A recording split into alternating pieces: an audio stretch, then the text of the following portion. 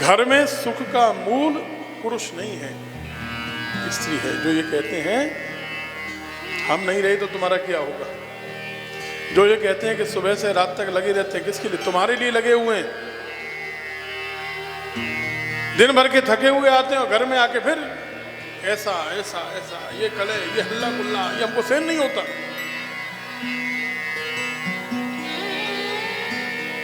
तुम करती क्या हो घर में पड़े पड़े? हमसे पूछो, 12 घंटे मेहनत करके आए, तुमने किया क्या? उनको समझना चाहिए। ये श्लोक बहुत सुंदर है, इसको याद कर लीजिएगा। भार्या मूलम गृहस्थस्य, समझ में बात आ रही है? 2-3 बहनें उसको रिकॉर्ड भी कर रही हैं। नहीं करो, उसमें क्या परेशानी, कर लीजिए। पति को जरूर सुनाना है, उसी के लिए, और शेयर करके सुना देना। भार्या मूलम गृहस्थस्य, बात समझ में आ गई? भार्या मानी पत्नी, मूल है, जड़ है गृहस्थी की। भार्या मूलम सुखस्य च, समझ में आया? अरे बोलो, बोलने की आवश्यकता तो नहीं। सुख का मूल कौन है? पत्नी है, पति नहीं है। भार्या मूलम गृहस्थस्य भार्या मूलम सुखस्य च, भार्या धर्म फलावाप्त्यै, भार्या संतान वृद्धये। संतान की वृद्धि के लिए भी मूल तो पत्नी ही है, और लेकिन उसके बाद भी एक सुंदर बात कही है, चौथी बात। गृहस्थी का मूल, बोलते जाओ, पुरुष बोलो, पीछे वाले भी बोलना भैया। गृहस्थी का मूल पत्नी है, सुख का मूल पत्नी है, संतान की वृद्धि हो, वंश की वृद्धि हो, उसका मूल, और सबसे बड़ी बात धर्म के फल की प्राप्ति हो, उसका मूल भी पत्नी है। ये प्रश्न आपके मन में बहुत उठता होगा कि पति को धर्मपति क्यों नहीं कहा जाता, पत्नी को धर्मपत्नी क्यों कहा जाता है? इसलिए कहा जाता है, ऐसा नहीं कि वो धर्म से पत्नी है, इसलिए नहीं। इसको लोग गलत लेते हैं, धर्म से पत्नी, तो पति धर्म से नहीं है क्या? वो क्या धर्म से? समझिए, धर्म पत्नी क्यों? पत्नी किसको कहते हैं? पतिम, सुनना, पतिम नयति, पत्नी, दो शब्द हैं, पत और नी। पत से होता है पतिम, पति को, और ना से होता है नयति, ले जाए। इधर सन्मार्गे, अच्छे रास्ते पर, या सा पत्नी, उसको कहते हैं पत्नी। क्या समझे? जो पति को,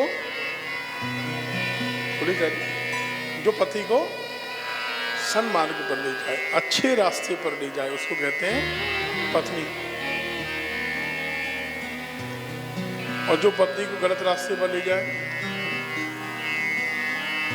यहां बात आपके लिए भी है, ये भी सुना देना घर में। पहले नहीं, आप क्यों बंद कर रहे हैं भाई? इसको तो खोल, इसको तो ऑन करो, अब तो अब इसको ऑन करो भाई, अब इसको बंद करेंगे। पर अपने काम की चीज सुनाई जाएगी, जो पति कहते हैं वो बात नहीं सुनानी। पति बेचारा थका हुआ आया हो, आप कितनी भी परेशान हो, सबसे पहले आप उसको पानी देती है ना? देती है कि नहीं? चाय कॉफी पूछती है कि नहीं? या घर में आते उसको समस्या बता देती है, डिश खराब हो गई है, मेरा मोबाइल काम नहीं कर रहा है, घर में आज बच्चों ने लड़ाई कर दी, उसने पढ़ाई बिल्कुल नहीं की है, नौकरानी घर में आई नहीं है, और मेरे सिर में बहुत तेज दर्द हो रहा है। क्या बताते हो? ऐसा होता तो नहीं है? ऐसा भी होता है, और इसलिए परेशानी है। आप उसको आधा घंटे बाद बताओ। ये आपके लिए भी कह रहे हैं, अगर आप चाहते हो गृहस्थी बढ़िया बनी रहे, तो इसके लिए ये भी समझो, कमियां दोनों तरफ से होती हैं। वो कहता है तुम करती क्या हो, और आप भी घर में, वो आया नहीं उससे पहले ही कमियां सुनानी शुरू हो गई हैं। घर में आते हो और कोई समय नहीं है हमारे लिए, तो रात को 8 बजे घुस रहे हो, 9 बजे घुस रहे हो, कोई समय नहीं है। अब वो बेचारा अपने लिए तो घूम के तो आया नहीं चौपाटी,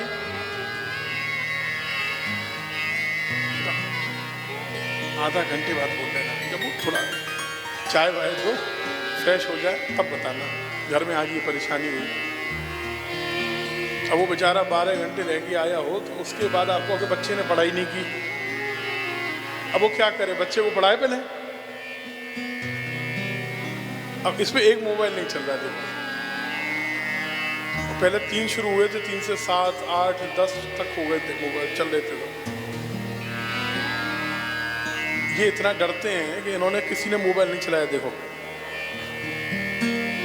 एक की हिम्मत इतनी नहीं कि मोबाइल में रिकॉर्डिंग कर ले सब। अब वो सब ये कह रहे हैं हमारे पास लिंक है पूरी यूट्यूब की, फेसबुक की, हम इसी को सुना देंगे। खैर आनंद, हम आपको बता रहे हैं गृहस्थी कैसे चलनी चाहिए। गृहस्थी का मूल मंत्र क्या है जानते हैं? गृहस्थी का मूल मंत्र है तुम्हारे लिए। क्या है? इसको हमेशा याद कर लेना, इसकी व्याख्या कभी और करेंगे। केवल एक मंत्र आपको बता दे रहे हैं, तुम्हारे लिए। अगर ये तुम्हारे लिए आपने ये जीवन में अपना लिया तो आपकी गृहस्थी में कभी कोई परेशानी नहीं आएगी, दरार नहीं होगी, मनमुटाव नहीं होगा। ये हम गारंटीड आपको कह रहे हैं। एक ही शब्द, तुम्हारे लिए। मुझे किसके लिए करना है? पत्नी भोजन बढ़िया बनाए तो, बढ़िया कपड़े तैयार करके रखे किसके लिए? पति बढ़िया कमाए किसके लिए? घुमाने ले जाए किसके लिए? समय किसके लिए? तुम्हारे लिए। लेकिन हो क्या रहा है, इसी को लोगों ने दुरुपयोग कर दिया। किसके लिए कमा रहा हूं? तुम्हारे लिए। किसके लिए मेहनत कर रहा हूं? मुझे जरूरत नहीं, मैं तो कब का वृंदावन चला गया होता, मैं तो हरिद्वार जाके बाबा जी बन गया होता। ये खट रहे हैं ना, ये इतनी बड़ी गृहस्थी आ गई है ना, पत्नी होती है, 4-4 बच्चे, और ये इनके चक्कर में फंस गए हम तो। तुम्हारे लिए कर रहा हूं, ये बिगड़ गया ना तुम्हारे लिए। आपको समझ में आया ना कैसा कहना है तुम्हारे लिए और कैसा बोल रहे हो तुम्हारे लिए? हमने केवल संकेत किया है। ये आज सुनने से फायदा नहीं है। जब विवाह हो रहा हो घर में, तब विवाह से 1-2 दिन पहले जब पार्टी करते हो, उस समय ये सुनाना चाहिए। 1 घंटे तब लेक्चर रखना चाहिए तुम्हारे लिए, तब काम की बात है। उस समय तो शर्मा जी नाचते गाते हैं, उस समय तो पार्टी करने में, फोटो खिंचाने में मस्त हैं, और बाद में रोते हैं। ना तुमने कन्या को सिखाया कि कैसे जीवन जीना है, ना तुमने वर को बताया लड़के को कि जीवन कैसे जीना है। कभी संस्कार दिए गए? पहले सीता जी की विदाई हो रही है, आपने सुना होगा कि पतिव्रता स्त्री ने सिखाया ससुराल में कैसे रहना है। पार्वती जी की विदाई हो रही है, पतिव्रता स्त्री, सयानी बूढ़ी स्त्री समझा रही है ससुराल में कैसे रहना है। क्या आज कोई सिखाता है? पहले घरों में लड़ाइयां क्यों नहीं होती थी? कमियां दोनों तरफ से। इतना इगोस्टिक हो गए सब लोग। मैं, ये मैं ही खतरनाक है। मैं नहीं, मेरे लिए नहीं, तुम्हारे लिए। क्या करना है?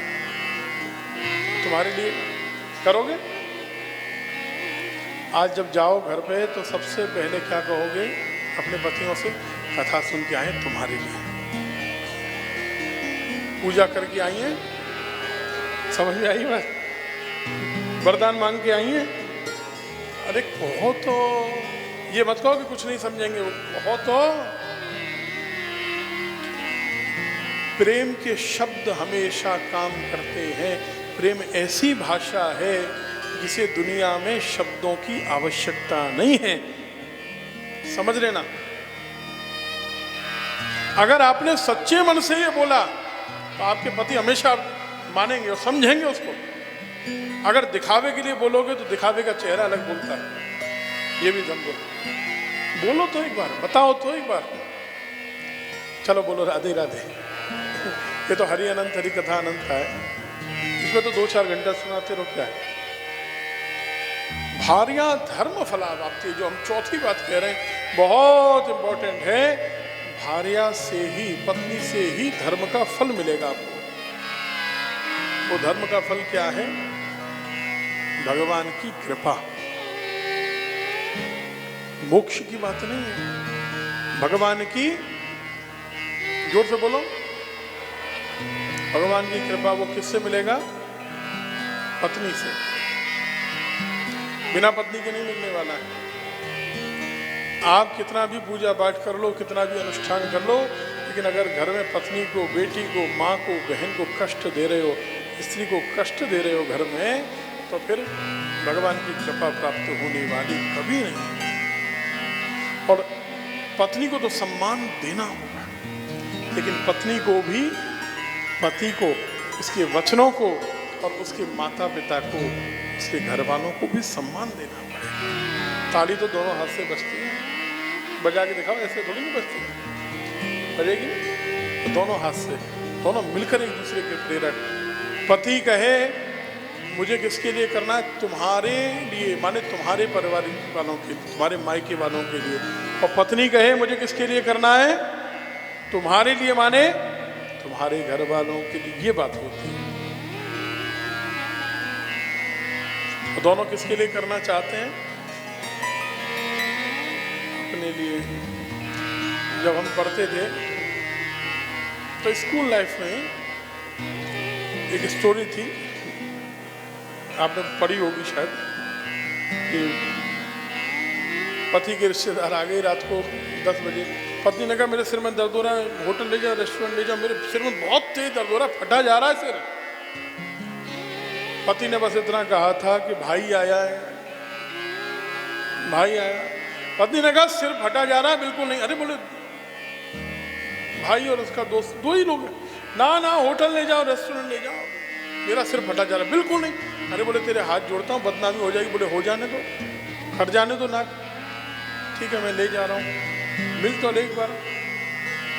जैसे ही बाहर आई, अरे भैया तुम कैसे? तो तुझे बताया ना, इन्होंने तो कहा भाई आया है। तो पति ने कहा मैंने यही तो कहा था, भाई आया है, मेरा नहीं तेरा आया है।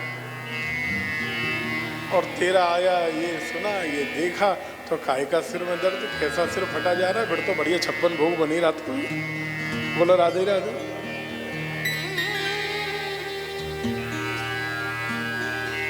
ऐसा हो जाता है।